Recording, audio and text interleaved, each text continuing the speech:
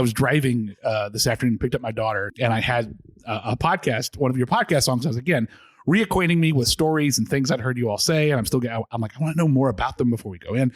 And so my daughter's listening, and one of you cursed. It's okay. She listens to plenty of things I play that curse. She grew up on the Adventure Zone. She's heard all kinds of cursing. She's fine. But she's like, Dad, are you going to curse on your podcast? And I was like, well, I don't know. If it comes out naturally, that's fine. But it's not a requirement. No, it's not a definitely requirement. not a requirement. But after all my years in radio and working as a pastor, having a microphone in front of me, my filters do kind of naturally go up just when there's a microphone around me, just to be careful. My first real job in radio, I got because I got fired for talking dirty to a woman on the phone and accidentally broadcasting it. Oh, wow. So that was kind of like my gateway into the radio industry. So I've always had extra shields around that microphone could be on. That microphone could be on. And every time I see a broadcaster get in trouble, I'm like, who taught you? You should know that always assume the microphone could turn on at any moment and act accordingly. But if it slips out, it slips out because I am a human being just like everybody else. Drunk bitches be like. Drunk bitches be like. Drunk bitches be like. Welcome to Drunk Bitches Be Like. I'm Brandy. I'm Mindy. And this is all about two women, a few beers, some tipsy stories, and some drunk ideas. Welcome. We are welcoming Cliff. I first saw you on TikTok. Your TikTok handle is at RevNGeek, RevNGeek. I went back today to figure out what the first one was. Oh, this should be fun. So I was going back really far thinking, surely I saw you in 2021. It was the bullying story that you told about your daughter standing up for another kid. Oh, yeah. And I was like, that wasn't that long ago. But I think it was like a year and a half ago. Yeah, that'd be last year. But yeah, that's kind of neat though that like you started on one of the serious ones I did as opposed to like the really crazy some of the stuff I did at the beginning, which is kind of neat. But I think the second one was the Super Bowl one, and I believe that's when I hit follow. Because we had talked about the Super Bowl. A lot of the people, my mom was like, it was okay. The guys that live around our house are in their mid 70s and they hated it. And I was like, guys, I hate to tell you, like, this is for us. And we're not going to get very much. Like, it's going to move on to millennials. Yep. It's just going to skip Gen X. Yep. And I was like, Brianna, they just moved on. They were like, here's your thing. Now go away. Yep. You've had your time. Move along. Move along. So, I've been sharing some of your TikToks with Brandy and other people. My niece, she's 21 going on 22. So I send her like the fun ones because they're funny, they're endearing, they're relatable. I have trying to explain. This is where It's okay. This is where I'm not a professional. So I guess what drew me to them is I saw your personality on it. And when I found out that, spoiler alert, that you were a pastor, I was like, oh, not that they're anything that I wouldn't expect, but I was like, oh, well. I personally would never expect a pastor just to like be having fun. But I grew up Catholic, so that's, Yeah, I grew up Baptist. They don't have fun. We did the Reformation for a reason, and I think part of it comes to, of course, every denomination is different, and I don't want to cast too many generalities, but I mean, I'm from the denomination known as the Presbyterian Church USA, and it's definitely a more progressive leaning, very scholarly based faith. We have to go get a master's degree in divinity to be affirmed. We have to have a number of hoops we jump through in terms of boards that review you. You have to have psychological testing. There's all these things they do before they say, okay, and now you have responsibility over these 150 people in their most vulnerable places ever, and go. Wow. They do a lot of that. And I came to it trying to be who I was and be myself. And, I come from a very unique background from most people who are pastors. I mean, I was the class clown. I worked in radio before I went into pastoring. And I've always looked at it as, what of these gifts that I have can I bring to the next thing and still yet be genuine with the people? As much as, I can I can do the goofy voices and the accents and all that silly stuff if I want to. And occasionally that stuff does show up in a sermon. At the end of the day, for me, it is the most important thing is when they're in a hurting place, am I able to listen and be present and relate to them with what they're going through? And I've tried to kind of bring some of that on TikTok where, yeah, I do the silly stuff, but also I talk about the stuff that really matters to people. We talk about people who've been damaged by the church because the church has damaged a hell of a lot of people. And there are a lot of people who won't go near a building, and they have every right to because they have been hurt, they've been manipulated. It has not always played fair when people have been victimized. They have not always been heard. That's one of the big areas of the people who follow me. I have a lot of conversations with folks who have been through this stuff.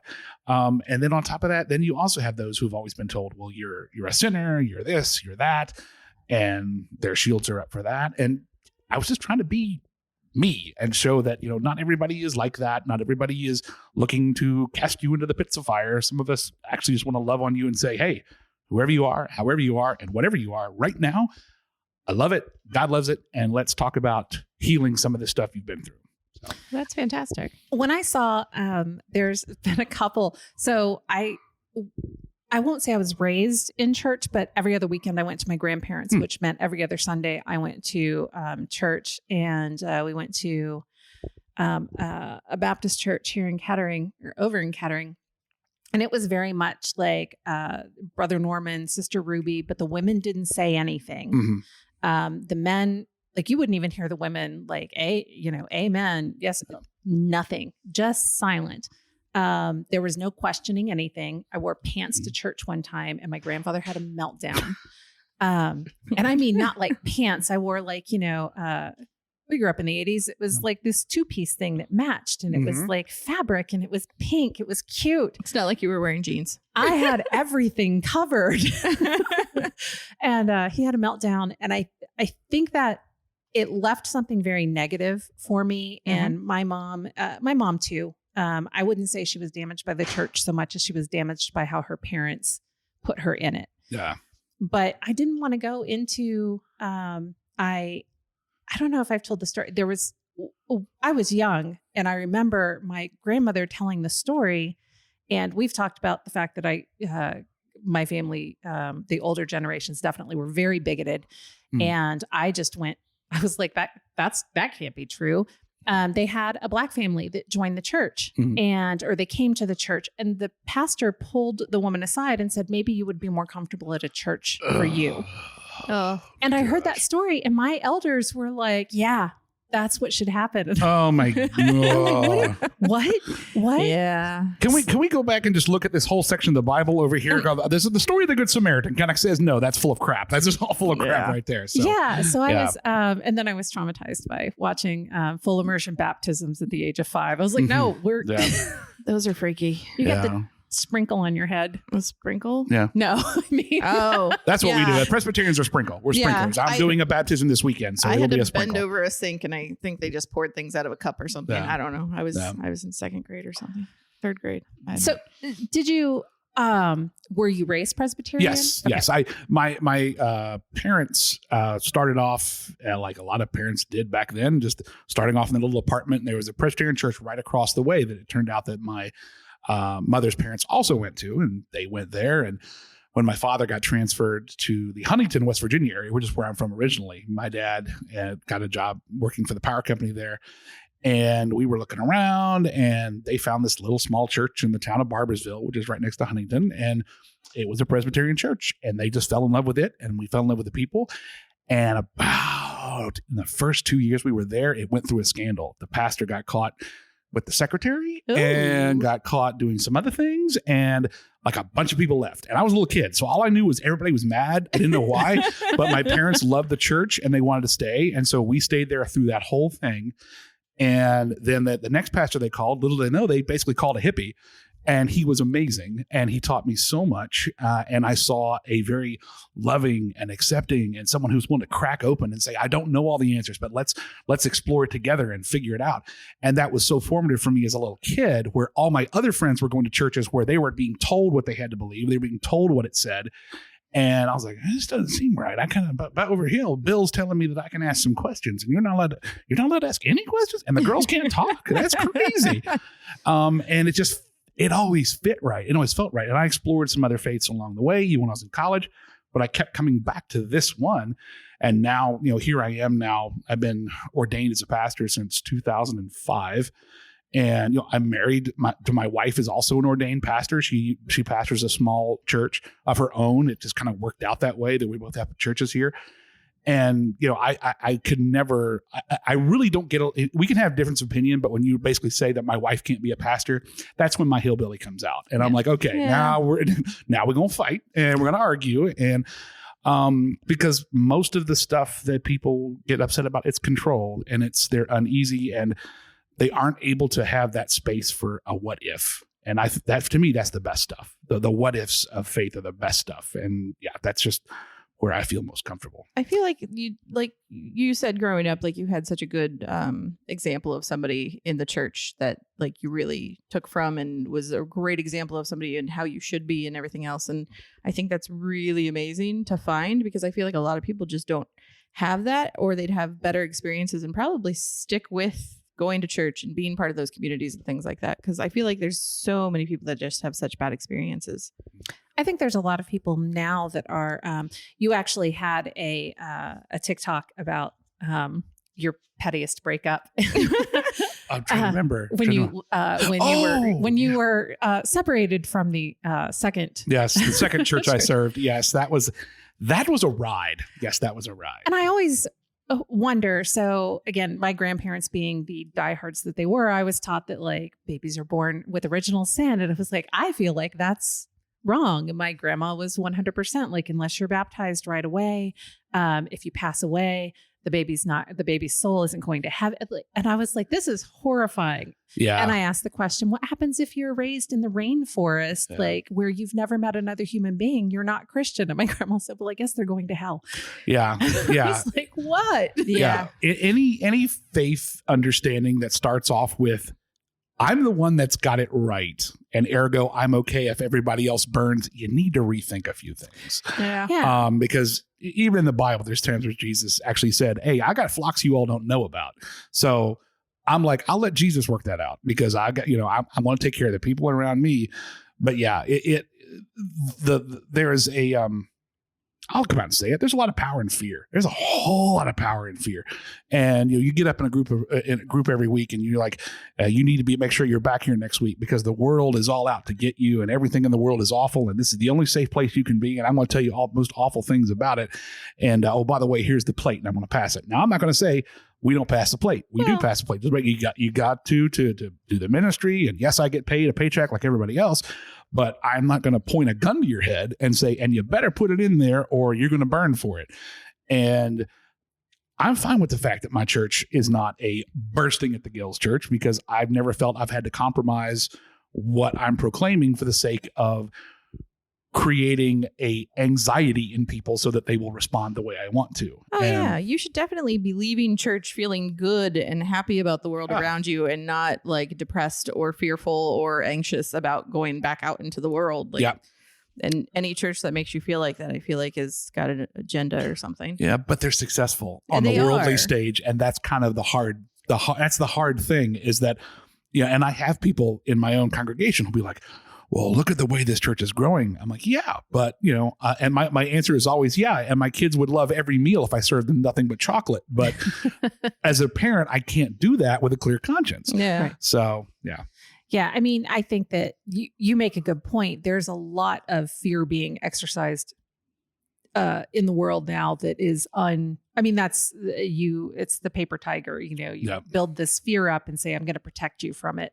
Yeah. But when you told the story, I was just, it warmed my heart, because there are so many ministries now that are accepting the fact that you can be LGBTQ and still be, have a relationship with God and religion and, be clergy. Yeah. Be clergy. Your stance on it was, I was like, that's very admirable, because I know it's hard to be, separate. Yeah.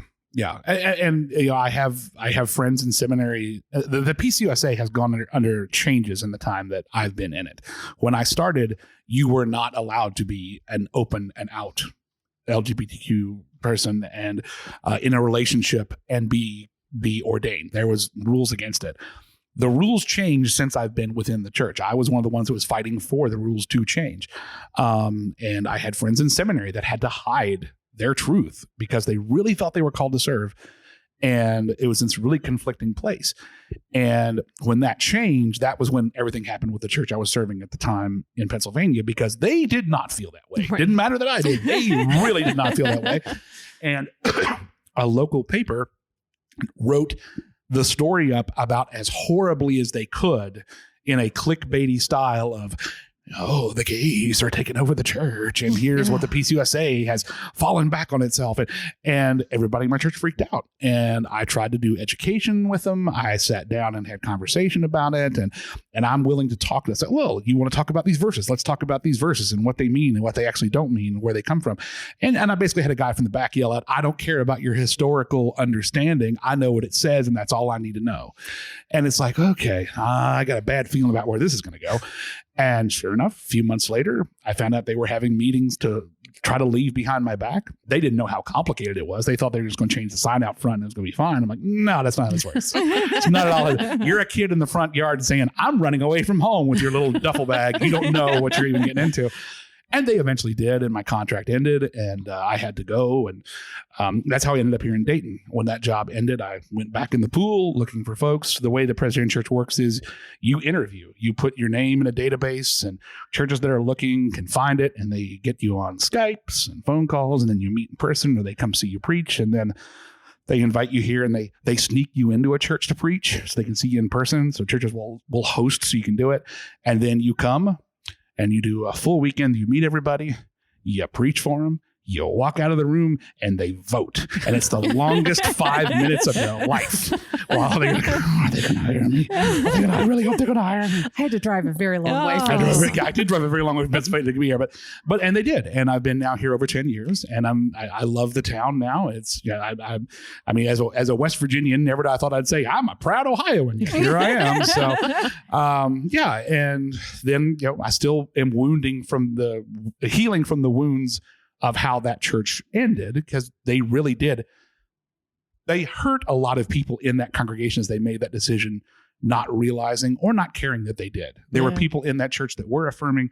And so like a lot of the people who were also those groups of people who might get judged, like those who were divorced and got remarried, it stirred up all the ways that is that how they really feel about us? Do they want us to go to, the whole thing? Yeah. They came for blank. Like all these people who had done these various things, those people who had a child out of wedlock, they all started going, wait a minute. If they can get rid of them, do they want? I'm like, yeah, they probably do. About us? Yeah, they're talking about us, right? And I finally I made my leave, and I'll tell the story since you brought it up. The petty way that I said goodbye on the last Sunday we were there. Of course, as a pastor, you plan the worship service, and I picked my hymns, and the last hymn I made them sing. I don't want to say make them. The last song I don't want to say I made them. The last hymn we sung was "Nearer My God to Thee." A beautiful old hymn. Mm-hmm. Beautiful old hymn. And, I've done the service and it's over and we're all kind of hugging, and there's a really weird, awkward reception for me afterward because I'm leaving, and the people who really felt bad were there, and the people that were really glad I was leaving were also there. It was this really weird thing. And someone came up to me and said, that hymn, it sounds so familiar. Why do I know it? I said, it's the hymn that the band played as the Titanic went down. and they were like, oh my gosh. I'm like, yep. Goodbye. Oh, that's fantastic. I love you know that. what? That's a huge shame though, because I would think that as far as, like you said, you were trying to use education and things like that with the congregation. Like at its core, I think, church and going to church, I feel like is a lot of education and a lot of listening and learning about history and things. So you would hope that a congregation would be the people who would listen and learn and be willing to absorb that kind of information and listen to the pastor that they trust and they listen to every week and like learn from that. Yeah. Yeah. There are some people, my grandparents are people who didn't want to learn. My favorite thing to do to my grandpa was when he was complaining about the Jews was to walk up to him and go, Jesus was Jewish, and walk away. And he was so mad. And then you married someone Jewish. I mean, I grew up in their house. They had the the Jesus child print that I think. Okay. So like the light shining in, and he's sitting sideways, and then we had what do Oh, they yeah. call? My grandma had one of Jokingly those. called. We had Surfer Jesus upstairs. Oh, yeah. Yeah, I'm a big collector of some of those really bad ones. Maybe not always in person, but digitally. One of my favorites is there's a one that's at a conference center called Massanet. It's on the wall, and I've never seen it anywhere but there. But it's Robert Downey Jesus, and it looks exactly like Robert Downey Jr. But like, and it's an Fantastic. old. It's not like recent. It's an old one. I'm like, oh my gosh, that's. And we have Kenny Loggins Jesus on the side of the wall at my church I'm at now that I'm a big fan of. Nice. So. I do listen to. I catch you on Sundays when I'm up early enough because Yeah.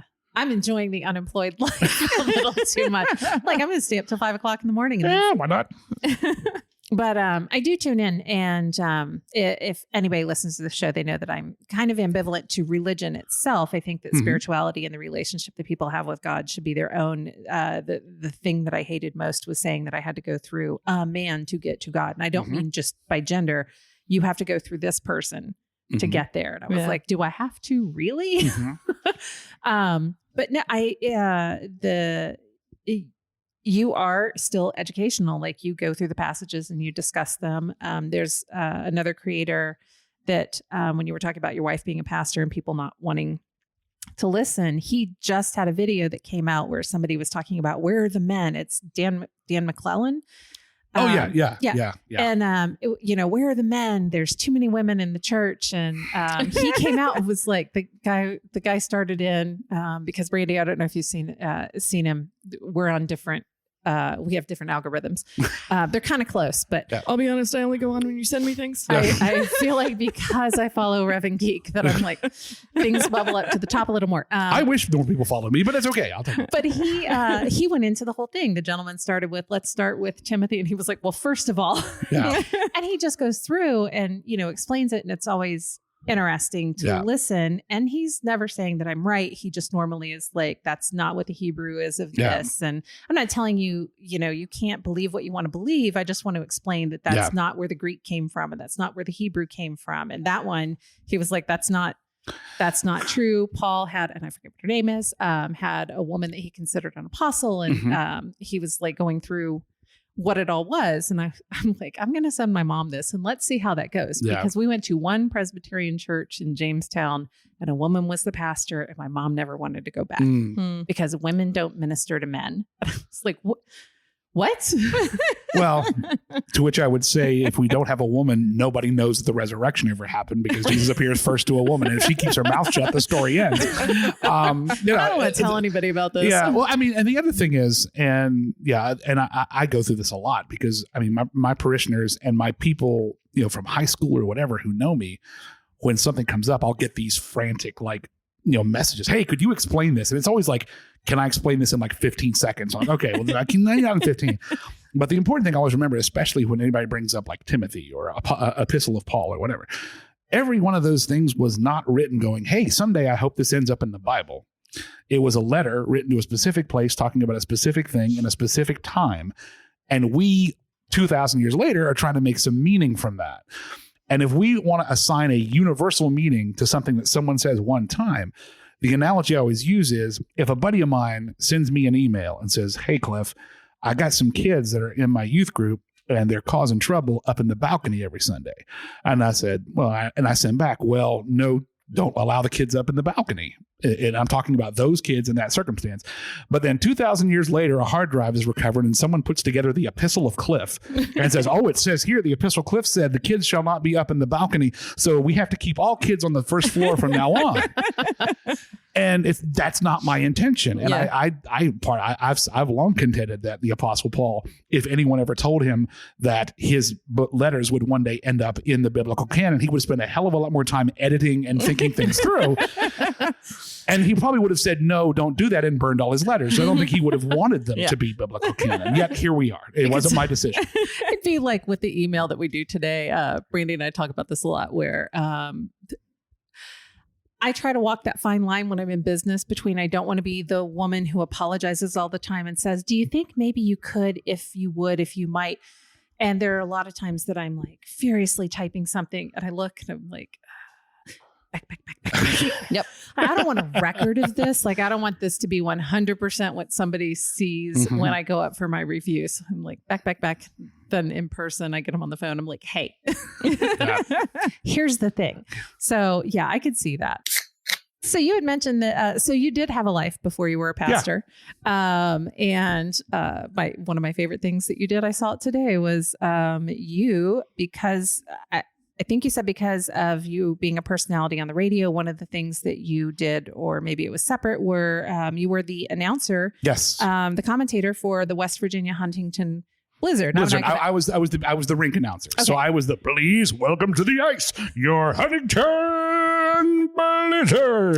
Yes, that was me. Nice. Yeah, it's actually real quick. And not to bring it a downer, but like one of the players, Jim Birmingham, just passed away a few Aw. days ago, and it was kind of a shock. Jim got a little off the rails, and look out for your friends. You know, when you never know what they're struggling with. But yeah, that had me thinking a lot about that. It was a really interesting time. I had the best seats in the house. I sat between the penalty boxes, so I got to hear them threaten each other. You know what was going to happen when they got out on the ice, and I got to watch all those games. And also, I was the backup because, and this fell on every rink announcer then. If the person who was going to sing the national anthem didn't show, I was expected to go out on the ice and sing the national anthem every night.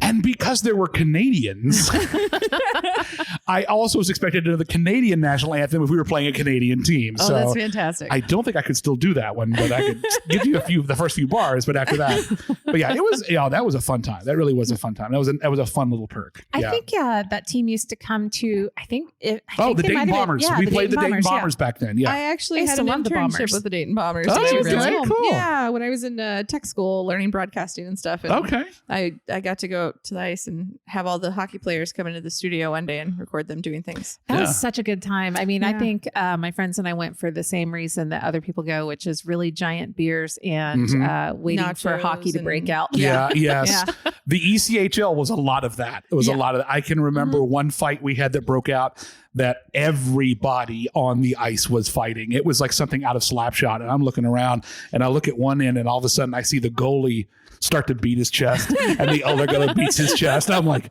no way. And they throw there and they skate to middle ice and the goalies are fighting. And I'm like, they haven't even talked to each other all game. I How are mean, they fighting? I feel like our hockey players just like they wanted to be boxers, but they were really good at ice skating. So they were like, all right, we're going to do this, but then we kind of still want to keep doing that. Every once in a Yeah, while.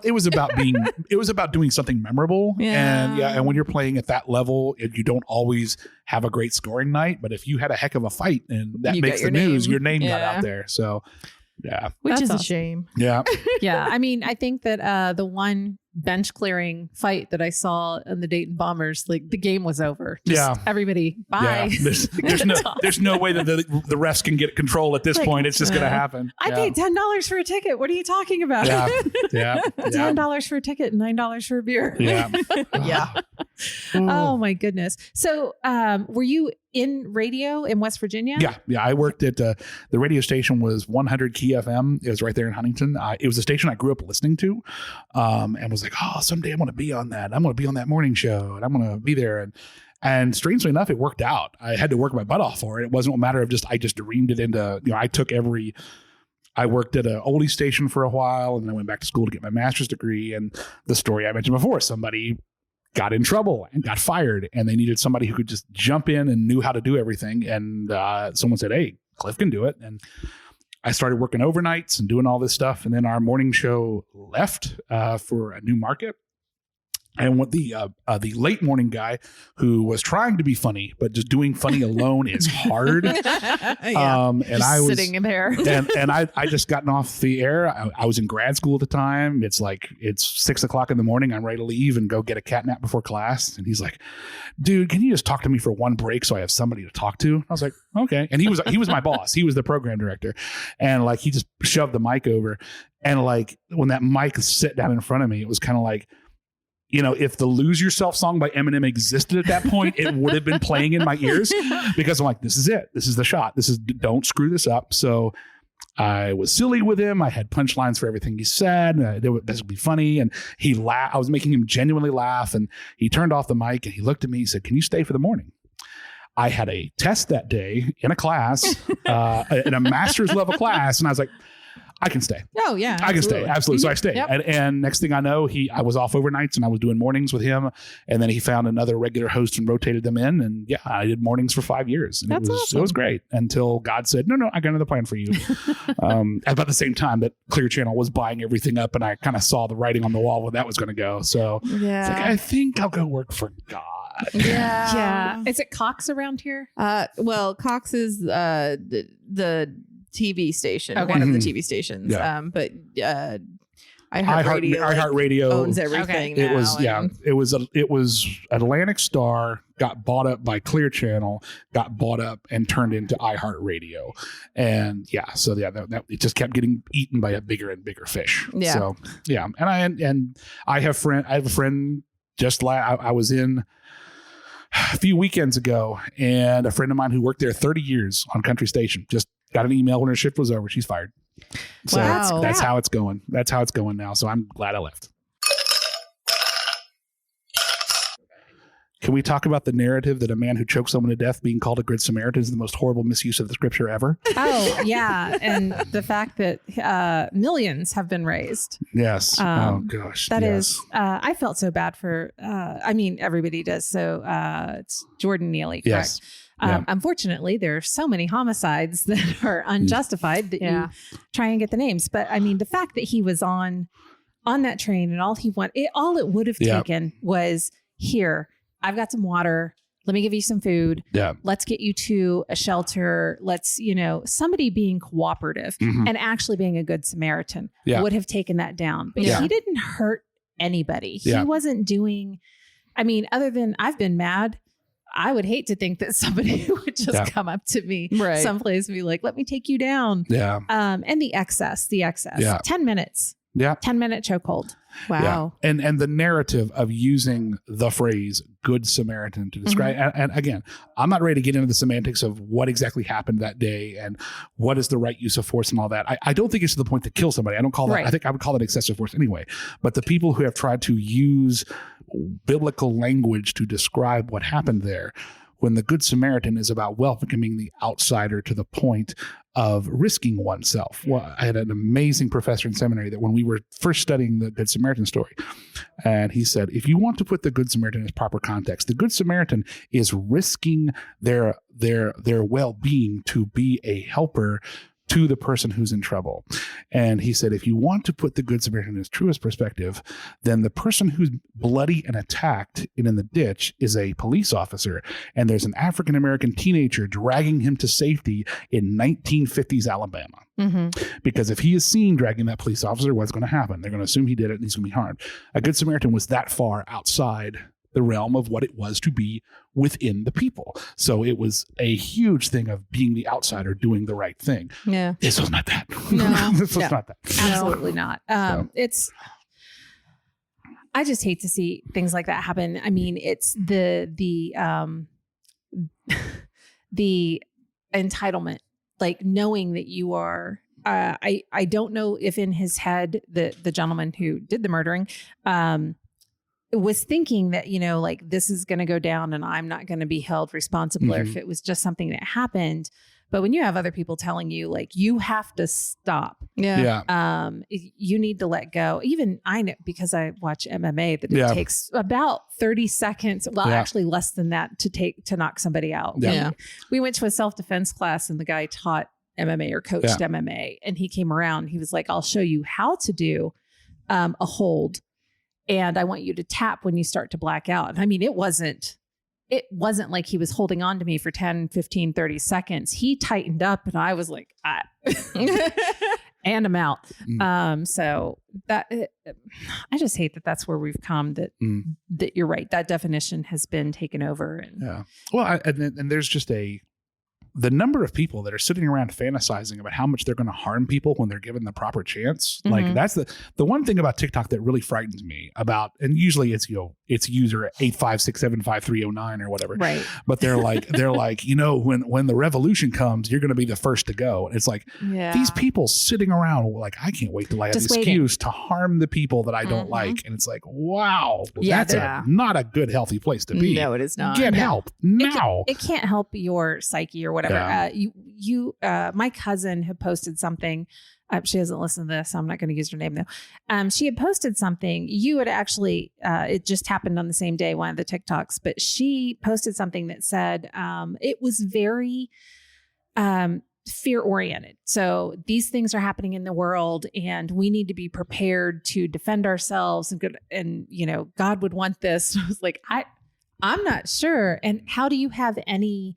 And that's what her church. I know because there's only so many churches to go to in this tiny town. So, and all my family goes there. All my Tennessee family goes there. And I was like, how are you taking comfort in that thought that you're being told that? Like, that's not comforting. That's terrifying. Yeah. And I just don't live in that world. Although we are, my husband could be prepared for the zombie apocalypse at this point. Yeah. I was like, maybe you should start purchasing some things because I'm not letting this house go down. Yeah. It's one thing to be prepared. It's another to be picking your targets. Those Yeah. are two very different things. Yeah. Yeah. And some people are out picking targets, and that's what scares me to death. So. Yeah. Yeah. Some people are out having the targets put on them, which is bothersome. We always, Well, it's Um, terrifying. well, Yeah. when the marches were going on here in Dayton, and Dee is mixed, but she is Black presenting, and Mhm. she said, I want to go. And I was like, I'll go with you. Mhm. Like, I'll go with you. Not that I want to get into a confrontation, but also I kind of at that point had the I wish you would. Yeah. I was like, I'll Karen you to death. Yeah. I will use it for good. I was like, I have it in me not to speak to somebody's manager, but Yeah. to Yeah. be really lippy, Yeah. and we'll throw down. And I just to have that turned around and have people looking at those who are victims to be the bad guys now, Mhm. to be Yeah. victimized again. Yeah. So I love and I went back a long time, so it's been going on for a while. When did your word of the day start? Or is that Oh, something yeah. you did personally? The word of the day started, I think about 2 or 3 Lents ago. Every year, like the Presbyterian Church or the Methodist Church and different churches will do like an Instagram word of the day, like where you take the picture along this and you try to abstractly capture this idea. And I was like, well, what if I just riffed on that, did a word of the day. And if you all will indulge me when we're done here, I'm going to make you all offer me a word at random and challenge me to do one. In fact, wait a minute, hold on. I tell you what, let's have some multimedia fun right now. First of all, okay, I know you don't make, how do you feel about your image being on? If not, I'll just I'm film fine me. at this point. So Okay. I've already been on YouTube, so at this point it doesn't Okay. matter. I mean, All right. before Oh, that's I was right. like, I don't want to be on. So I'm going to but just then I was record. like- We're going to shoot. So here's what I want you to do. We'll do 2 of them. Okay. I want you to think of a word and you to think of a word. I want to make up a devotion on the spot on that word. So just take you a second to think about it. And while you're doing that, I'll explain that I took those words and I would just make these little 1 minute, little devotional thoughts based on that word. And then it kind of became this thing. People are like, oh, keep it going. And I've been out of practice for a while. But one of the things I do like to do is this thing I'm saying, let's do it right now. I'll do it at a youth conference or whatever. And of course, when you do it for youth, it's like constipation. So I have to come up with a devotional constipation. So constipation of your soul. I literally just had like, as you were asking, I had a word pop into my head, and I'm like, do I know what that means? I don't know if I know what that means. well, we'll see. I mean, sometimes that's half the fun. We're gonna see. Let's have the fun. Okay, so we'll start. We'll go with Mindy first. So I'll start over here. It's time for the word of the day, and I am on the Drunk Bitches Be Like podcast, and they're going to do the word of the day with me. And Mindy's about to give me a word. So Mindy, what word do I have to do? I am thinking of the word rescue. Rescue. Oh, the word rescue. Well, here's the thing about rescues. Sometimes the people who are rescued are like the dogs that have been rescued. Once they've been shown some real love, they are devoted and they are true and they give you so much in return. And the truth is there's a lot of folks out there who have been abused in the faith, have been abused in the world, and they're just looking to love and be loved. But it may take some time for them to get to where they can actually appreciate it and understand it, and maybe be skittish for a while. So if you're sharing your faith, don't just slam it over their head like a hammer. You might have to very cautiously bring them in just by loving on them. And in that, hopefully both of you can be rescued. The world is better with you in it. There's one. Okay. So That's my favorite thing is your I actually watched one of those earlier today after you sent me the Christmas one of singing. I loved the Christmas. the Christmas 22. videos. Okay, the Christmas videos. The Christmas videos are fun. The It Christmas was videos the are fun. singing TikTok of 2022. Yeah, I did two. very I excited. did two of those. Those were fun. Those were a lot of fun. A lot of work. A lot of work. the a lot creators that you added. I was just I'm gonna share that. Sorry, I didn't mean to No, it's okay. break the rhythm, but I will share it right before we do this or on the lead up. But the creators that you had as part of it, and I wasn't sure if they were passively part of it because they're somebody that you like to follow, or if they were. They're usually people I like to follow because Yeah. I got into this TikTok because a friend of mine was sending me TikToks. I was like, you sent them to Brandy, and he's like, you need to just get the app. And so one day I got the app and started going. And about 5 hours later, I was in deep. And about that time, and you know this, when you first start, it takes some time to train the algorithm to show it what you like and what you don't like. And then you start to find some stuff that people really resonate with you. And all those people, if they are in that video, it's because they have resonated with me or they have said something that I'm like, oh, that's someone I want to be a part of. And they're not all faith creators. There's some faith creators there, but they're not all faith creators. And some of them are blatant, like atheist, agnostic, don't know what they believe, and they're kind of militant about it. But I still think they got a good heart, and I want to know them, and I consider them a friend. So that's why they're in there. And yeah, the people are like, well, what about this person? They're really popular. I'm like, yeah, but I don't know them, and they're not someone I feel connected to. Like, and the fact that I've got some of these people that are TikTok friends, it's kind of weird, that Margaret Cho is the one that blew me away when I found out she was following me. And I was like, what are you doing following me? I'm a pastor in Dayton. House of Petty was it for me when you Yeah, opened House of Petty. I love House of Petty, and I will stand for muscles and nursing any day. I'm straight as the day is long, but man, I will have his back any day he needs. But yeah, I've got his back anytime he needs it. Excellent. Okay, so we're gonna do one with you. We're gonna do one with you. So I'm gonna come over here. Okay, it's time for another word of the day. This time with another one with the Drunk Bitches Be Like podcast that I'll be appearing on in an upcoming episode. We're doing a word of the day, and Brandy, what word's it gonna be? Perpetuity. Perpetuity. Oh my goodness, perpetuity. I'll be honest, this is one of those words that I see a lot of people misuse. They throw it around and they don't know exactly what it means. It's kind of in its fullness. Isn't that kind of the meaning, kind of in its fullness? I think so. Yeah. And the thing with it is that a lot of times people use it like they have just won the argument. They use it like they've just won the argument because they've said that word. And unfortunately, in faith, a lot of people do the same thing. They throw out one scripture or one word and act like they just won it because they used the cool word. And as cool as the word perpetuity is, and it's fun to say, isn't it?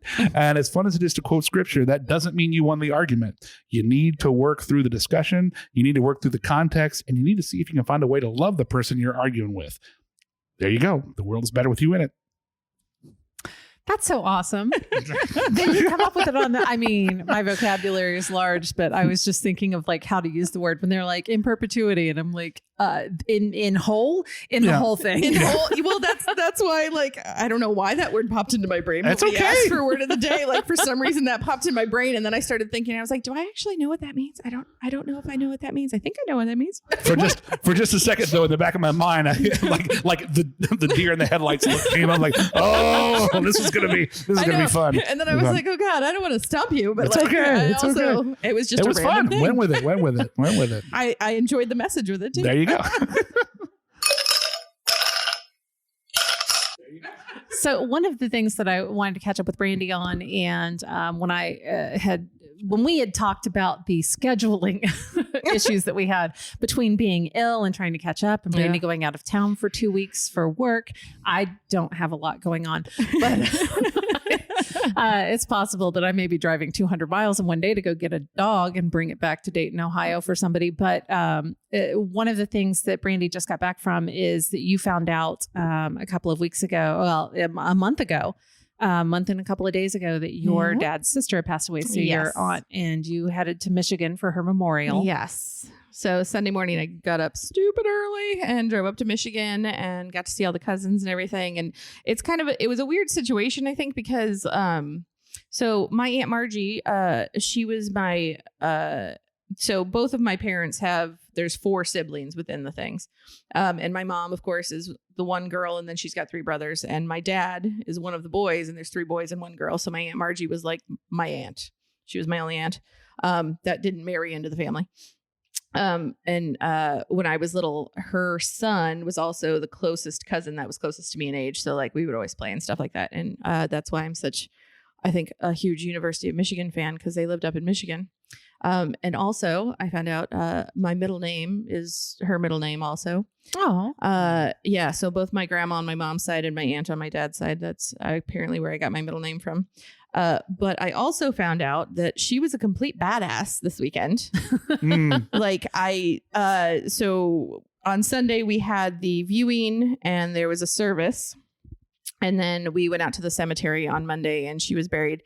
And it's a national cemetery because my uncle's he was in the military. So she's being buried next to him. She was not in the military, but, and this sounds weird because like, even as we were driving away, I'm very, kind of, I don't know. I don't want to say non-emotional or about these things and stuff like that. But like, I feel like I just say the things that pop into my brain, even if they're not exactly right when they're supposed to be. Because we were driving away. And I'm like looking at it and I'm going, you know, in this huge cemetery and everything, like she's got a beautiful spot because she's like right next to this big lake and da da da. And then I'm looking at it and I'm going, not that that really matters for her because she's in a box in the ground. But like, I guess that's really nice for the people that are going to come visit her. So that's lovely. But during the service on Sunday, during the eulogy, I found out her best friend gave the eulogy and apparently they had been friends since like 7th grade. And after, while they were in college at Kent State, one of the summers they went out and worked like in New England somewhere at this like resort that like I feel like in your brain while she was telling you about it, it was basically the resort from Dirty Dancing. Oh, sweet. Yeah. And it was like, she was like, you know, it was all the singles and stuff. They would all come and they hitchhiked up and down New England apparently all summer on their weekends. And I'm like, oh God, the 70s were great, man. But then she also was talking about how they were at Kent State when the shootings happened and things like that back in the 70s. And so, yeah. So I got to learn a lot of things about my Aunt Margie this weekend that I didn't know she was alive, which was a little bit sad because I was like, man, I wish I would have like asked her about these things when she was alive. But it was kind of a weird thing because she had passed a month ago. And so then it was like a month delay before. And then my other uncle, my dad's other brother, he was having heart surgery in LA during the whole thing. So he couldn't come to the funeral.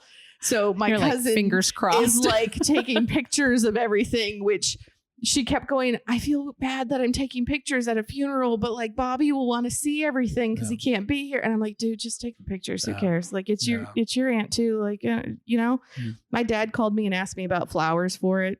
He was like, I need advice. Yeah. I'm like, okay. And I'm like, my dad asking you advice, right? As a kid, you're like, oh God, what could he possibly need my advice on? And he's like, so flowers, like, should I get flowers? And I was like, Dad, you're her brother. I was like, I don't think you have to buy flowers, but if you want to get flowers, you can. And he goes, well, I found this one bouquet thing, but it's 6 foot tall and it's like $200. And I was like, that's a bit much. Well, that's the thing. He was like, do you think it's too much? And I said, Dad, your sister just died. Do whatever the hell you want to do, man. Like whatever makes you feel good, you do it. Cause you're the one grieving and that's, you do your thing. Like you have hit the nail on the head with everything you've said. You do what you have to do. Yeah. And your thing before when you made the comment about in the box, I start every funeral off saying the same thing.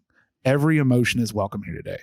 If you burst out in laughter, that is perfectly okay. Yeah. If you are inconsolable and in tears, that's perfectly okay. We are human beings. We feel emotions different ways at different things. We are all on different places on this grief train. And just let it out. It's totally okay. The funeral is there for the living. It is for us to process and get our next step and move forward. And unfortunately, some people want to speed that process along for folk because they're not comfortable with people crying and they're not comfortable with people hurting, and they want to tell you, well, they're in a better place. Haven't got another angel. They go to all these little things that they've heard said a million times that really are not helpful. And I have more than once pulled someone out from a receiving line to say, do you need 5 minutes not being told that they know how you feel? And they're like, yes. I'm like, okay, then you come to my office and you sit there and I'll go in there and I'll take care of it. Yeah. Because people want to fill that space and they want to make people feel better. And the truth is, in a funeral, There is no, trust me, as someone who has been through dozens of funerals, there is no thing you can say that makes it okay. Yeah. There's not. It's not there. It doesn't exist. There is no scripture that suddenly makes everything okay. You're doing that 9 times out of 10 for you because you don't know what else to say. Right. Say you're sorry, you're there for them, and you're willing to listen, and go. Yeah. Yeah. And that, if you do those 3 things, you have gone worlds for that person. I will say I have I don't know if this is sad or but like I've gone to enough funerals now that I have a list of, I have a packing list. Mm-hmm. So, because for some reason, people always forget to bring Kleenex. Like, and I know like they have them in the pews and stuff like at the end and stuff. But like, I don't know how often it's come in handy that I have little packs of Kleenex in my purse that I just pass down the aisle. Yeah. But I always, whenever I go to a funeral, I always have Kleenex in my purse and I will have little bottles of alcohol. Yeah. Because if you need to go take a shot of whiskey on the patio real quick and take a break and you need something just to like calm your nerves, like I've got so like my dad, when I finally got there, because I went straight to the funeral home for the service, and it was like he's standing there talking to people, and you know, half the people you don't know, you just met, and they're wanting to say things, and I went over there and I was like, hey, if you need a shot, I got one in my purse. He goes, okay. And then about 10 minutes later he goes, you want to go outside? And I'm like, yep. Yeah. Let's go outside. Yeah. Yeah. And that's loving him where he was and in the best way you could. And that is tremendous. I That could is have used tremendous. you at Dad's funeral at best. There's the funeral director. I know, probably being a pastor, being somebody who has to help people just like this gentleman did. My dad had his service in Xenia, and without saying the name of because it's his last name, the gentleman who that had passed down from family to family, or from, through his generations of family, he ended up taking his life because we don't know why, but I can't imagine, just like, psychologists and psychiatrists and social workers have psychologists, psychiatrists and social workers to talk to. Yeah. And it was such a shame. And he was such a lovely man. And one of my family members was being incredibly disruptive the entire weekend, the week leading up to that. It was kind of all about them. I would see postings on Facebook. If you don't take this down, we're going to have a problem. First of all, you're posting things that just aren't true. So I would like you to get rid of this. And he comes up to me and goes, my guys are carrying, do you need me to take care of her? I was like, weird that's something that I hope that you're joking that your guys are carrying. And I mean, these are all 60, 65, 70-year-old men. Like, I hope you're joking, but maybe she might have to go. Yeah. Because I just, you had said that it was more emotional than you thought. I didn't have time. I didn't have time to be emotional. My mom did. My dad's, the siblings that he was closer to did. I didn't have time for that. And so now it breaks out in like weird things. I'm watching commercials and I'm like, I'm not crying because of the commercial. I'm crying because of my dad. Yeah. And it gets better. Yeah. And I think that came with the whole month-long thing too, because like when it happened, like we went up over Christmas, the whole family, and we got together, and that was the last time I had gotten to see Aunt Margie. And she was, at that point, her and her husband were living in assisted living. And so we went to my cousin's house and he brought them over and they were there for dinner and stuff. But like at that point she had fallen and hurt something. And so she was like in pain. And, when you get older, and she was very skinny and very frail. And, it was just so 5 months later or 4 months later, when I got a phone call, I was in Seattle when I got the phone call that she had passed. My dad called me, and it very much so felt like as soon as I saw the phone ringing with his name on it, I was like, I know what this call is. Yeah.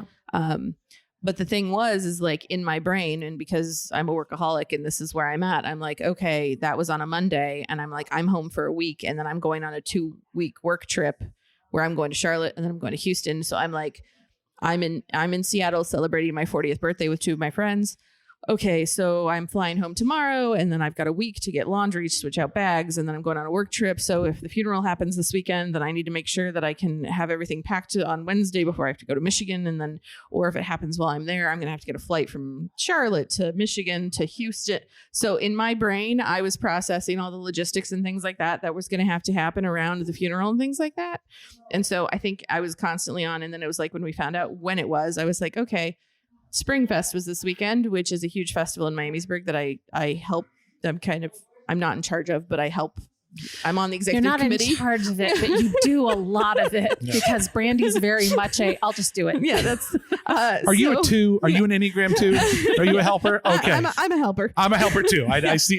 Game respects game. I'm a 4. I forget what it was, but it's a 4. And I'm one of those people where it's like when I hear somebody say something that something needs done, and I'm like, oh, I could do that. Yeah, I could do that pretty well. Yeah, I can do that. I'll do it. And then I'm like, I don't have time to do that. I don't know why I just volunteered to do that. Yeah. But yeah, so the festival was on Friday, Saturday, and Sunday, and the thing was on Sunday. So I only got to do the festival on Friday and Saturday, which was fine. And I left Sunday morning and then went to see the family and everything, which was good. And I'm glad I did it. But I think the entire 4 weeks of in between time of when she actually passed to when I actually got to the funeral home, my brain was on, I'm going to this place, that place, packing, unpacking, laundry. The dryer was broken. I couldn't do laundry at one point. Springfest, we were getting a new couch that was not getting delivered for a month and a half. And I had to keep calling those people. And every day it was just so there was never a point in time where I processed the whole thing. Yeah. We did a Sunday school session on grief just a few weeks ago, and it sparked this really amazing discussion with all these different people who were all in a different place with grief. I mean, we had people who the sweet old ladies whose husband had died 8 years ago. Yeah. And then you had someone else that had a good friend of them die the week before. And to watch all of them in this kind of flow of talking about how they're all in these different places and all these different ways of trying to process this and not quite sure, when does it all stop? And then them realizing, well, it doesn't ever stop. You just get to where it's more comfortable. But all the people who, the sweet little lady whose husband died 8 years ago, knew not to go to the person whose friend just died and goes, oh, it'll all get better tomorrow, because they're not in that place. Yeah. You might get that place eventually, but you got to find your way there on your own. Right. So Yeah. you got to find your way there on your own. Well, and that's the thing. I feel like it depends on who you are and who it was that you lost and the relationships that you have and timelines and things like that. There's some people you never get over those losses, and it's people grieve in different ways, and I start cracking jokes, and which sometimes feels inappropriate, and then somebody's like, you shouldn't do that at a funeral, and I'm like, well, I mean, I feel like there's no rules. Now I'm very bare naked ladies about it. Sometimes I laugh at a funeral. Yeah. And isn't that because they had a friend whose funeral happened and they started laughing at it and they put it in there? Yeah, absolutely. Yes. There's okay to laugh at the funeral. I make funeral. I don't want to say. I get the oddest compliment, which is you do a very good funeral. And I like to think that I do. I do a very good funeral. But I'll sit down with the family and talk to them and get all the stories and paint the picture. And we'll use examples. And I'm not afraid to tell a story that some people might find scandalous. If it's true to the person, the family's okay, I will tell a funny story. Because that person made us laugh when they were here. Why should they not make us laugh still now? Yep. Yeah. It doesn't have to be this somber moment. We're sad. We acknowledge that we're sad. I mean, all the great theologians acknowledge that, yes, we go on to the kingdom, but we're sad for the loss that we have here. Yeah. But you can still then acknowledge who they are, have fun with who they are. We had I did a funeral just past weekend for someone who had passed away for almost 6 months. They were in Arizona. They had the funeral here finally for the father wanted the funeral for his son, and he was a drummer. And so can we play a clip of him drumming as part of this? I'm like, absolutely. Yeah. So in the middle of the sermon, we had a drum solo and we got to see him play drums. And it was just kind of this very cool, it was very fitting of who he was. It was a good remembrance. We all got to hear the drum beat and all that. And it was, but there's some people who'd be like, oh, I'm not sure that was a respectful sermon or a respectful funeral. It's but it's what the family needed and wanted. So that's what we're going to do. So, yeah. That's what I've talked to Brandy before that when they called me because I was closest. So the hospital calls. I left my grandmother at 10 p.m.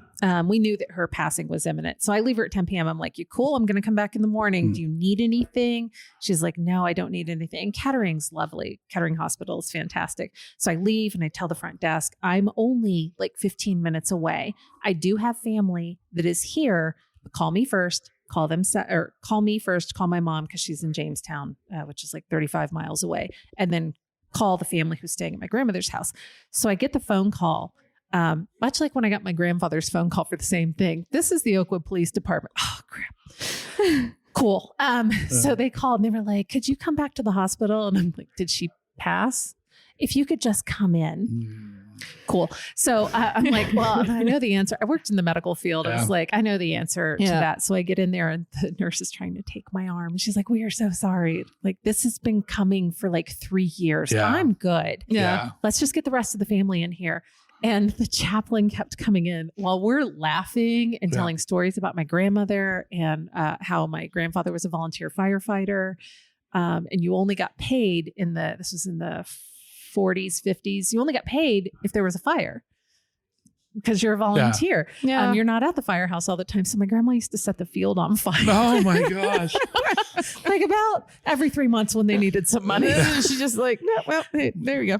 She had a stroke when she had an accident and she kept saying my uncle's birthday again and again. And it was hilarious because she knew that what she was saying was not making sense. And she would giggle so hard. Grandma, what's Donna's date of birth? She would say my uncle's name or say my uncle's date of birth and just laugh. And I'm like, she's fantastic. I mean, she was a wonderful woman, but I don't think the chaplain was prepared to have like 10 people standing in a room just laughing at 2:00 in the morning. Yeah. And he's like, can we bring you coffee? I wouldn't. Yeah. Yeah. This is going to get worse. Yeah, we actually got in trouble at my grandpa's funeral, me and all my cousins on my mom's side of the family, because he was an alcoholic for the good chunk of time, and my grandma passed long before him. So, the last years were not great. But he was also a very funny man and very sweet, and like he was like all of our favorites. And we were sitting at the funeral home, and like it's an open casket, and the casket is maybe 15 feet away from all of us, and we're sitting on the little, the fancy bouffant Victorian couches with the silk and all the things. And we're all sitting there, and we all did a shot of Black Velvet because that was his favorite. And we were telling stories about him from like when we were kids and stuff like that. And we're all just laughing our asses off. And like, I don't know how many times we had like some old lady that I don't know that clearly was a friend of the family or something to come over and yell at us and be like, you should not be laughing. You guys need to quiet down. This is supposed to be respectful. And I'm like, I mean, Grandpa wasn't respectful. I feel like he would appreciate us right now. I love it. That is a weird compliment, though, to hear that you do a Do a good good funeral. funeral. Yeah, do a good funeral. If depending on who they are, I'll tell them I put the fun in funeral, but I don't do that for everybody. I'll have my husband call you. There you go. But I will say one quick aside, and this is kind of one of those weird pieces of advice that I give when I talk about funerals. If you have not talked to your loved one about what you want at a funeral, do it. Mm-hmm. Yeah. Do it, because I cannot count the number of times that I have sat with someone grieving at any age at the funeral home. The funeral director is getting all the details down, and we're going to talk about the services. And you had like that 1 hour meeting, and they have no idea what they want. Yeah. And that's why every funeral looks the same, because they're all like, I guess we'll have the 23rd Psalm, and I guess we'll sing How Great Thou Art. That's what we do, isn't it? That's what we do. So like, if you haven't discussed what you want and what you don't want, do it. And I know it's creepy. I know no one wants to think about when their loved one's going to go, but it's a conversation you should have, because one of you is going to have to make those decisions one day, most likely. And I feel like initiating that conversation too. So, our good friend that we've had on actually before, Mindy Nosecat, she was diagnosed with cancer. So she's had the conversation with her spouse and stuff. And so every once in a while she'll talk about it, which she's stable now, which is good. Great. Good to hear. But so she has like all of these plans for her funeral now, and she wants to shoot all these videos of her like talking to the audience and doing all of these things just to shock people and stuff. Yeah. And she's like, because this person will hate this, but I'm totally doing this, and we're gonna have to play this during my funeral, and we're gonna have to do this during my funeral. And I'm like, dude, whatever you want, man. Yeah. I think that's how you have to. My husband knows. Well, number one, I have a progressive playlist that I'm working on. Okay. I looked at him one day, probably over the wintertime, I think it was. And I was like, I have more life behind me than I have in front of me. You're 12 years younger than I am. I'm far past mid. Family history, the way I've lived, I'm probably not going to go my grandma's route because smoking and drinking, and she never did any of that. I was like, I probably am. When you start looking at your own mortality, like we're talking 25, 30 years. Yeah. It could be sooner. Who knows what's going to happen? Yeah. So I have this like this plan. The only thing that's definite is that we all have to sing Always Look on the Bright Side of Life. And I expect Da-da. whistling. Nice. And I want a song sheet. I want Everybody will know get it. the words. So I have this progressive thing, and I was like, I don't want to be buried. I want to be cremated. I would like to be with him. Mhm. Yeah. I'm not sure how that's going to work because he is getting buried I think he's getting buried in a Jewish cemetery. So we'll see how that works out. I know he has to have all of his parts. I'm not sure if they can sneak me in there. It's just a baggie. Just toss it. What they need to do is they'll just Little toss sprinkle. you in the coffin. Can you just put this in his shoe? Yeah. But he's never as amused as I am. My mom, when my dad got sick, she paid for all of her stuff. It's paid ahead of time. Yeah. She got very sick at one point, and she was having resection, I think is what they called. Like she was having part of her intestine removed. Oh, wow. And I was like, cool, let's talk about this. And she was like, the papers are in the box that's in here. This is there. Your name is on this. Your name is on that. I'm like, I'm not sure how you're putting my name on things without me, Yeah.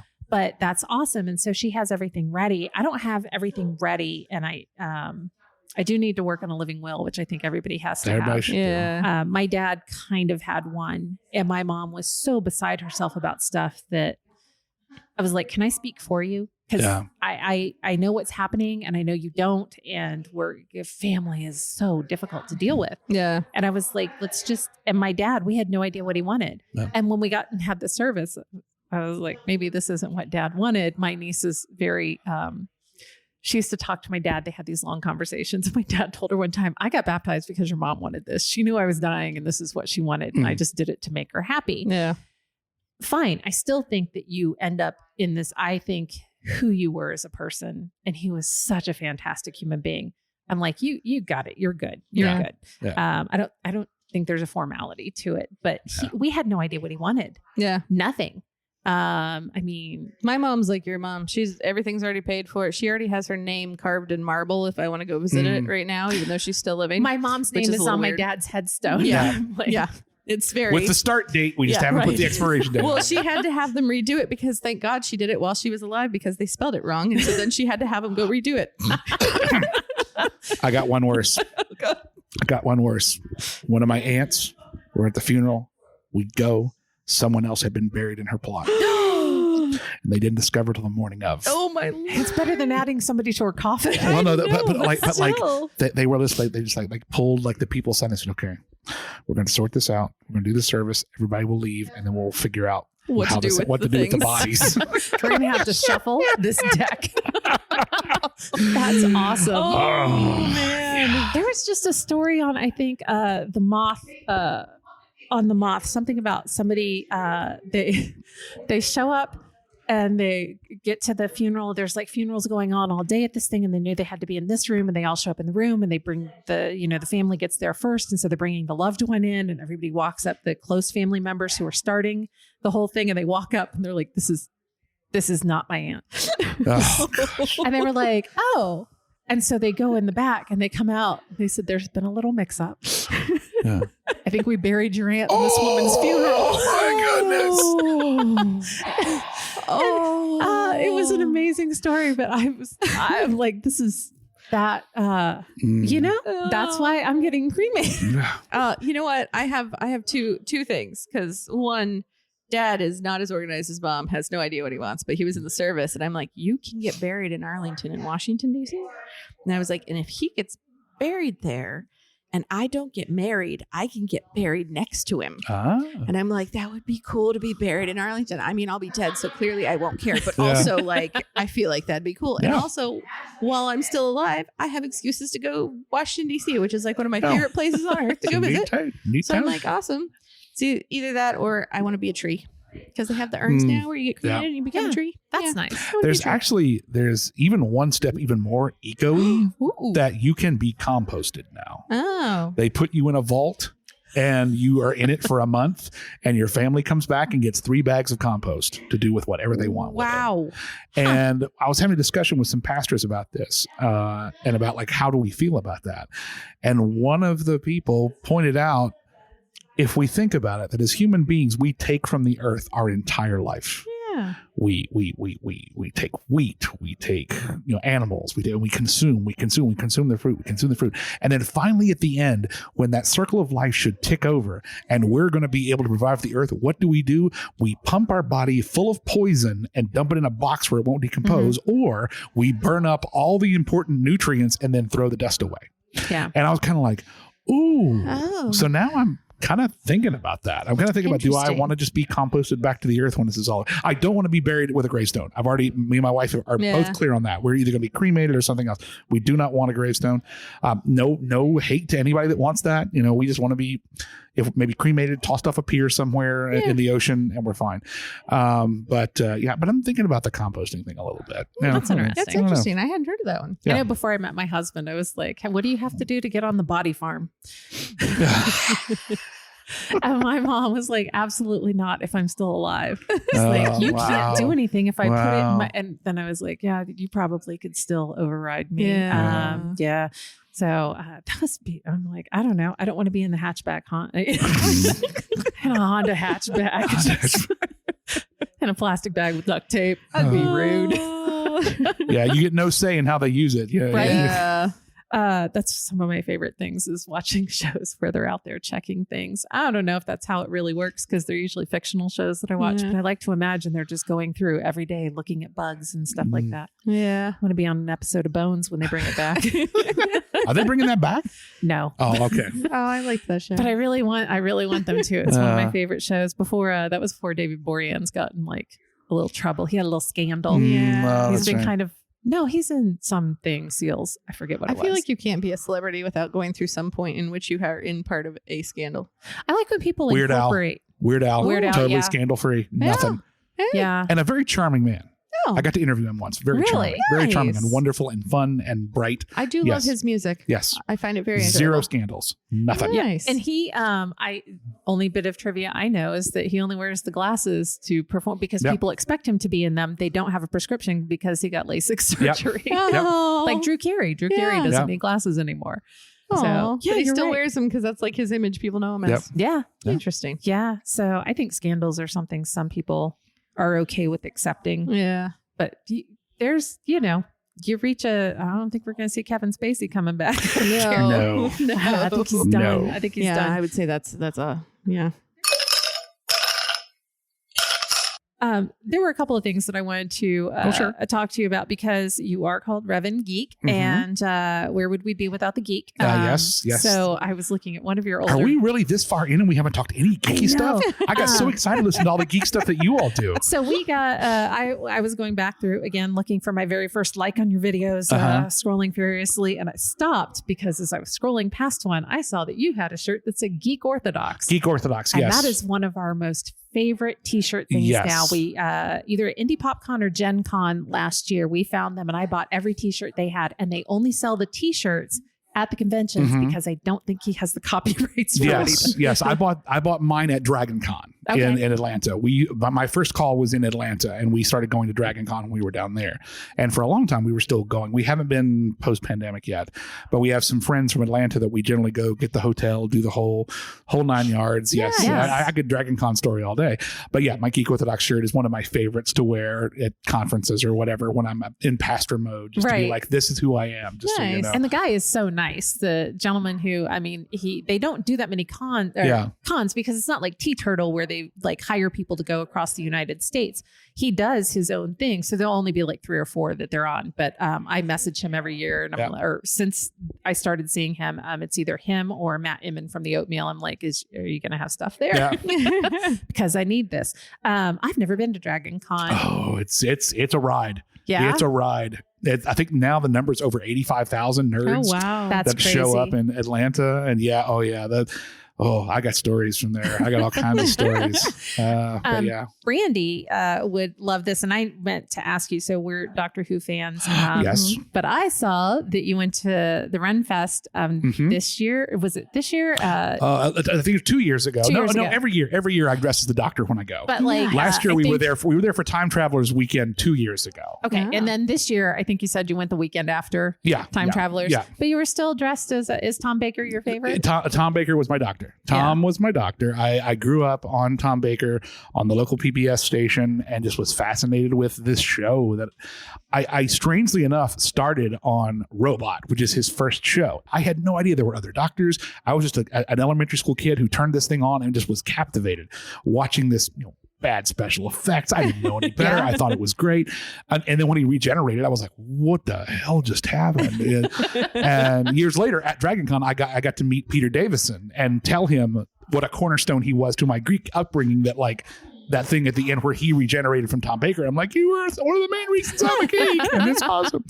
But yeah, Baker's my favorite. Baker's my favorite. But I have a warm spot in my heart for Capaldi now. Capaldi really grew on me in I this season. wasn't expecting to like him as much, and the eyebrows were crazy. But I had this. I wasn't sure what I was expecting, and I say this every time we talk about Doctor Who. If Craig Ferguson isn't at least guesting on it, or he needs a season as the Doctor, it'd be fantastic. But my favorite thing is when Peter Capaldi was named, people were saying the Doctor can't be Scottish, and then people were putting up David Tennant's picture. Like it's like he didn't even change his accent; he just talked slower because I've seen him on a Scottish television show, and you can't understand By the way, him. Presbyterian.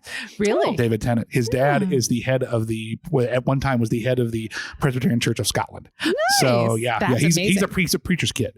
So yeah. But I only knew about Peter Capaldi because this sounds so weird. I had never seen him. And I read Craig Ferguson's biography. They were in a punk band together. Aww. And Craig Ferguson said that Peter Capaldi was one of the most beautiful men he had ever seen, both inside and out. He said they were like 18, 19 years old. I think they just came out with a documentary or something about Peter Capaldi on like HBO Max or whatever, one of the streaming services. I'm going to have to look that up. But he was really good. Yeah. He was very dark. Yeah. Yeah. But so like the funny thing about Capaldi was I related to him as a pastor, because I found his take very pastoral.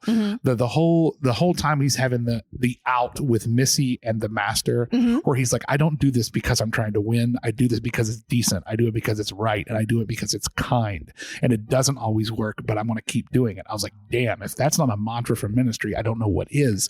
And like kind of took him into my core. That and his goodbye, that last speech he gives about where he's basically talking to himself about, run fast, laugh hard, and be kind. That was like, oh my gosh, I love, and now I'm really crying as he leaves. And I liked Jodie Whittaker. I've found something to love about every doctor. Yeah. There's no doctor that I'm like, no. And I'm excited to see what this next guy is. I'm excited to see how it turns out. But yeah, I've always loved Who, and I'm trying to get my daughter to start. I started her, we got about 5 minutes into the Eccleston series, and then that first mannequin moved and she was out. She was like, no, I can't do mannequins. No, can't do mannequins. I tried to take my husband through Eccleston, and I was like, you know what, we're gonna skip. We're gonna go. The first one, he was like, I don't get this is cheesy. Brandy and I have talked about it. I didn't know this until I worked with a guy that was British, and he said, it's a children's show, and I was like, this is terrifying. What is wrong with you English children?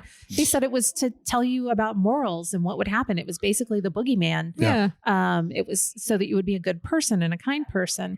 So we skipped. We did Are You My Mummy? And then, that's such a good episode. It's so good. And you meet, is that when you meet Jack? I don't remember. Yes, I think I was meeting Jack. Jack. There were so many things that I liked about Doctor Who.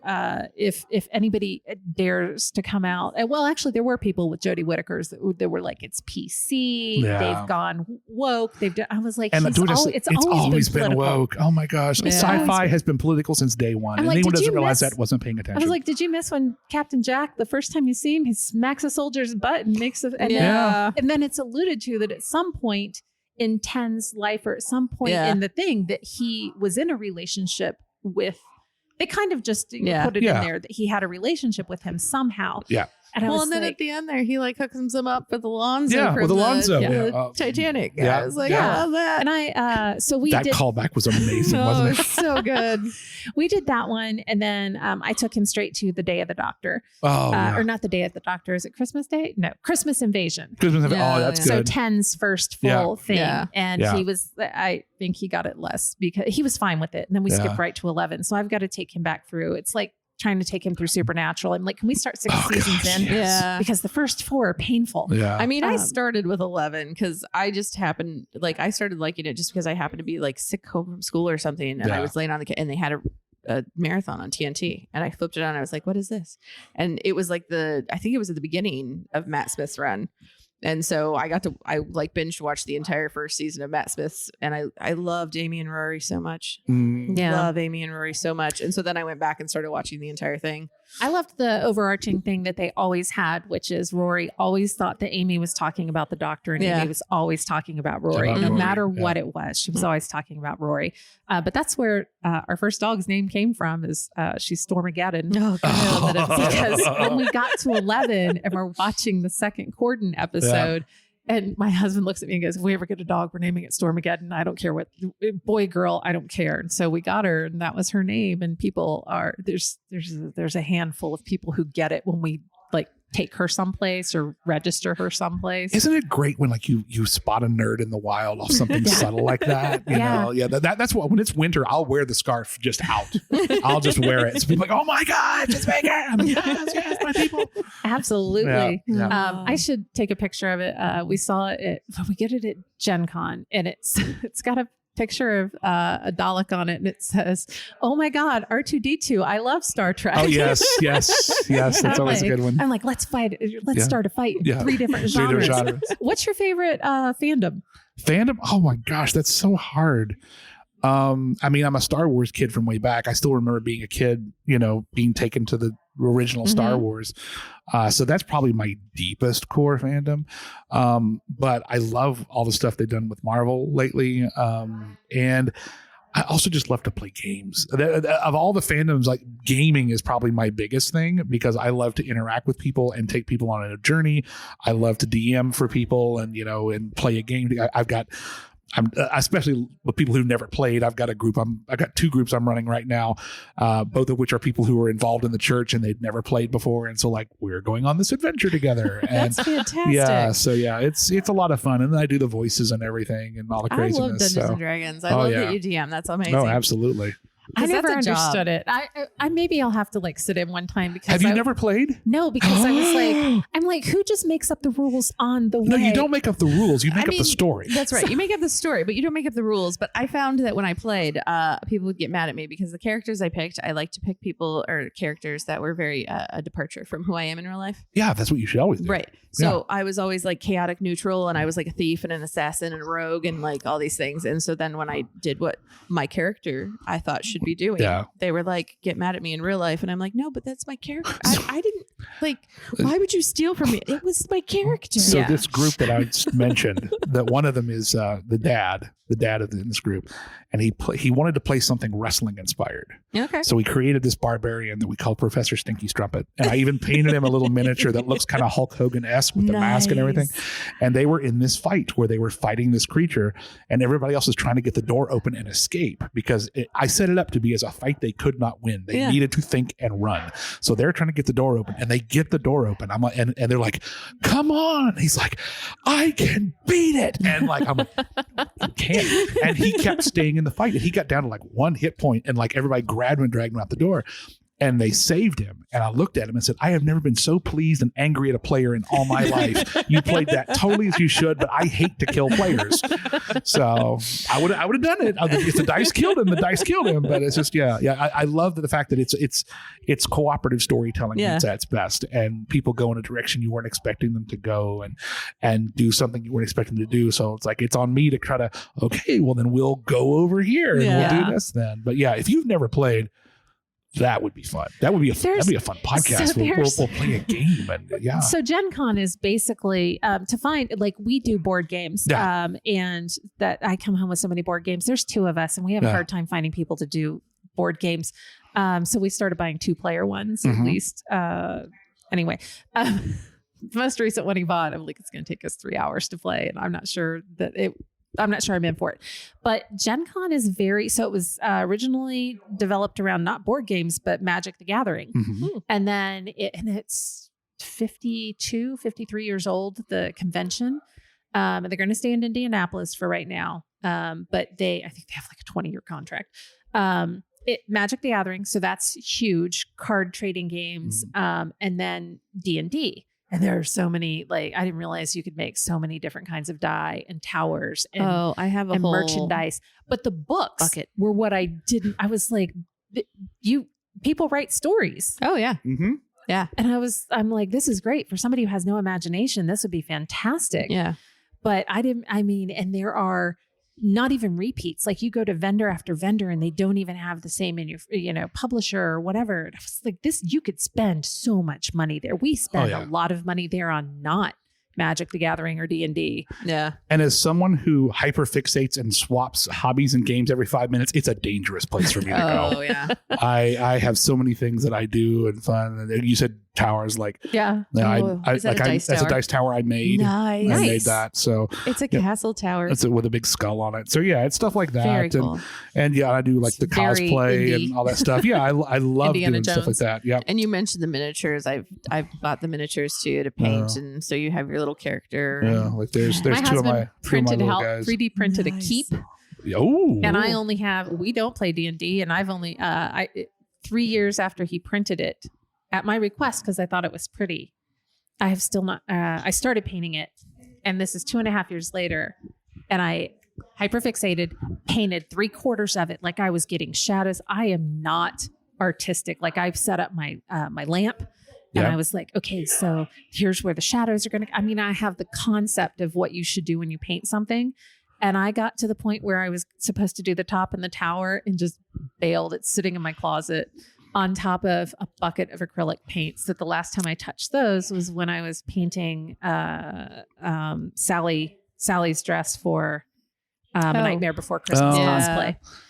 And then I scrapped that because I painted it wrong. So I see you, sister. That's all I'm going to say. I see you. I see you and I recognize you. I have these little shoebox size things like Menards sees me coming. I'm like, I have Yeah. like 25 of these Sterilite things. Yeah. And I'm like, do they know I'm putting like individual hobbies in these? I mean, at least you have the littler ones. Our D&D is like one of those big black with the yellow top, like tubs from Menards. Like, So if Yeah. I had your D&D thing, what I would first do is break the dice up into categories. And then I could break that tub apart for you so it'd be easier to find. And all my stuff is in the basement now. I had to get it out of my closet because it was getting embarrassing. I meant to. You triggered a thing I was going to talk to you about a previous podcast. You talked about moving your puzzles around. Yeah.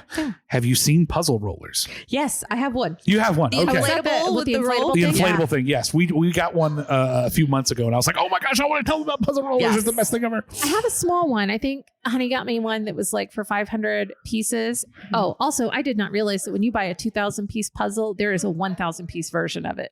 Oh, really? I don't know how many times I've bought the same puzzle because it looks different to me.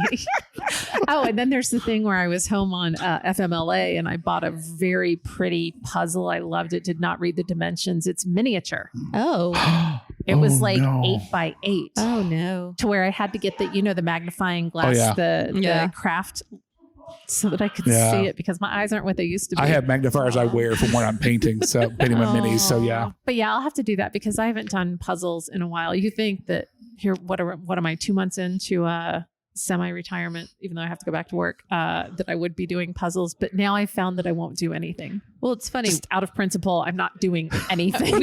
we bought a handful of puzzles and we put one together on the felt and everything else, and then used the thing and rolled it up, and it's literally still rolled up in the top of the closet. It's been there for about 5 years. yeah. now, I Ours has think. been there for Yeah. a while. So yeah. I bought Brandy a project for Christmas. I got her a diamond painting. And I watched the instructions on how to do it and her little hack with the tape and everything. Yeah. So I'm prepared, but I just haven't done it yet. I should send you the link since you're looking for a car. There is and maybe you're super savvy at buying cars, but I keep watching her stuff, and I'm considering once I go to buy a new car, like hiring her. Mhm. CJ the car girl, and her Arkansas accent is worth Oh, just it's- watching her. She's fantastic. But she, what she does for her gig is that she, remotely or in person, if you're in her area, she goes into car dealerships with people and it like explains to them, this is not like, this is part of the manufacturer's, like they've already paid for this. Yeah. This isn't something you should pay for.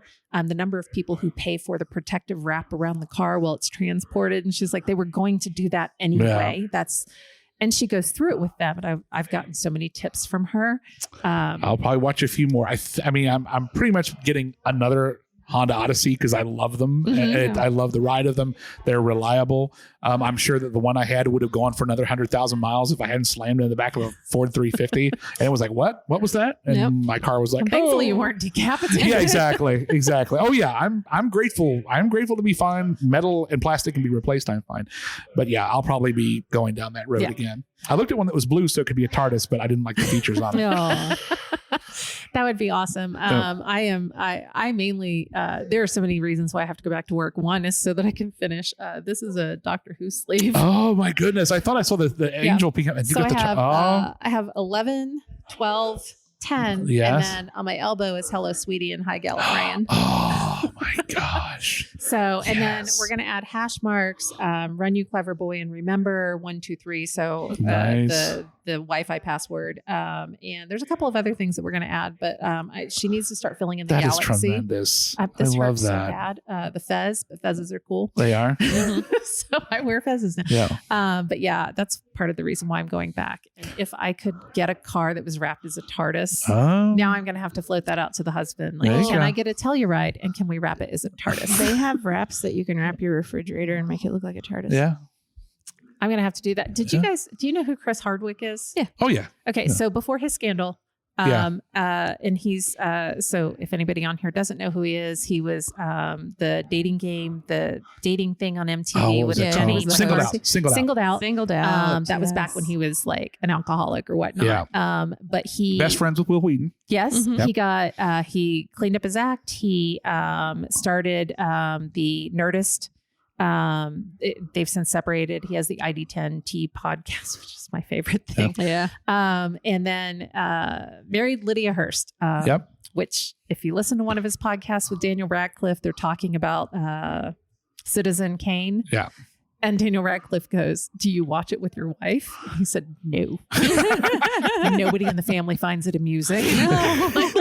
I'm like, look, just because you're a Hearst doesn't mean, you have to stick with dad. But they've moved. But when they first got their house, he had an entire, like this huge door, like much bigger than what a normal door would be, because they bought this like 150-year-old Spanish type house. He had the entire thing redone as a TARDIS. And when you would go in, it had some other features of it. I think painted around the room, but when you would walk in, Bigger it on was the bigger on the inside. inside. That was Nice. his favorite thing to do. And I still think he should have had that's one of my favorite things is the doctor's wife. Oh when, yeah. when she's like, you don't read the sign on the door says pull and you've pushed forever. Yeah. But I would love to do that with our whole house. People got me houseware stuff that was Doctor Who. And I looked up for plates and bowls, and you could go down a whole rabbit hole. Oh, but yeah. I need pair eyewear. I will give Oh, them yeah. all of my money If they would will do a Doctor Who line. Oh yeah. all of it. Yeah. Okay. Yeah. Yeah. And those Vincent Van Gogh ones that they already dropped, that I'm not going there. Like I Yeah. need the TARDIS. Yeah. Yeah. I have 2 pairs of the Van Gogh ones. Mm. I just have the almond split thing. I don't know. They Uh, just released the Posh line or something. It's horrible. Yeah, I have It's not fun. I have the stripy ones, and then I just actually got the almond blossoms with my new order because I got my new prescription, so I got new glasses, and I was like, well, I'm ordering the frames, so that means I need to get at least like 4 new. I'm toppers. itching for another set. I bought 9 at my initial purchase, and I'm itching for more. Yeah. So, Yeah, I actually think we wear the same glasses. Do we have which one is this? This is the. I'm the Casper, I think. Hold on, let's look at them side No, by I'm the side. Kirby. Maybe I think mine is the Kirby too. Yeah. I think. Yeah. Okay. So Hold on. Here, try it. See if you can put mine on yours. You put that on? Yeah. Yep. There you go. Close enough. Oh, I just stole yours. Oh, you guys can swap. Give me yours back. When you get tired of some, you can just like. There you go. We can do an exchange. There you awesome. That's what they should have is a pair eyewear. They need to make the magnet stronger too. You just Yeah. lost yours in the Again, tap room. yeah. I don't know how many times I've changed clothes someplace or like tried stuff on and I Oh, get in the home wreck, and I'm they like, went flying. In the wreck, they went flying. They were in the back. I had to go find. I was like, "Where's my fronts off my glasses?" I've lost a couple of pairs so far. oh my goodness. Well, we have had you here for a very long time and I enjoy this and I hope that you will join us again. I would be because happy to. I've had a we have blast. so many things. I need so more happy nerd to, friends. I was so I happy need to more nerd find friends. out that you were in Dayton, Ohio, and I only knew it Yeah. because you do very close-up shots of things, and Yeah. I don't know what the inside of a church looks like. So.